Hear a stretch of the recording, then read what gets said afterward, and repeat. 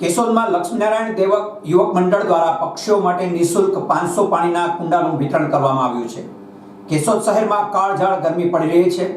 માનવ પોતે બચવા તમામ પ્રકારની સુવિધાઓ ઊભી કરી પોતાનું રક્ષણ કરી લેશે તેવા સંજોગો વચ્ચે પણ માનવને બચવા પર્યાવરણ ખાસ જરૂરી છે।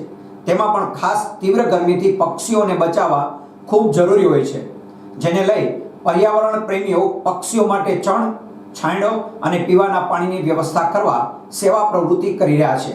એવા સમયે સેવાભાવી સંસ્થાઓ પણ નિરાધાર પક્ષીઓને બચાવવા મેદાને ઉતરી છે। ત્યારે કેશોદના માંગરોળ રોડ પર લક્ષ્મીનારાયણ દેવ યુવક મંડળના ઘનશ્યામભાઈ પટોડિયા, ભીખુભાઈ ગોટેચા, જયેન્દ્રભાઈ ગોટેચા, ઘનશ્યામભાઈ લુક્કા, અભિષેકભાઈ કાનાબાર સહિતના કાર્યકરો દ્વારા કુલ 500 જેટલા પક્ષીઓ માટે પાણીના કુંડાનું નિઃશુલ્ક વિતરણ કરવામાં આવ્યું હતું। આ કાર્યક્રમને સફળ બનાવવા સ્વામિનારાયણ સંપ્રદાયના આચાર્ય અજેન્દ્ર પ્રસાદજી મહારાજ તેમજ નુગેન્દ્ર પ્રસાદજી મહારાજના આશીર્વાદથી પ્રાપ્ત થતા સત્સંગીઓએ પર્યાવરણ પ્રત્યે પોતાની ફરજ અદા કરી હતી।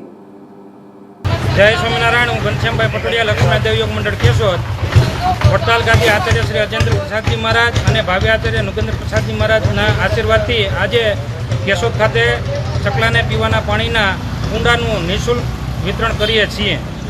અંદાજે કેટલી સંખ્યા હશે? અંદાજે 500 સંખ્યાનું વિતરણ કરીએ છીએ। આવનારા સમયમાં ફરી પાછો કંઈ કાર્યક્રમ? આવતા સમયમાં 1 મહિનામાં પાછું બીજું મહાપૂજાનું આયોજન કરવામાં આવેલ છે।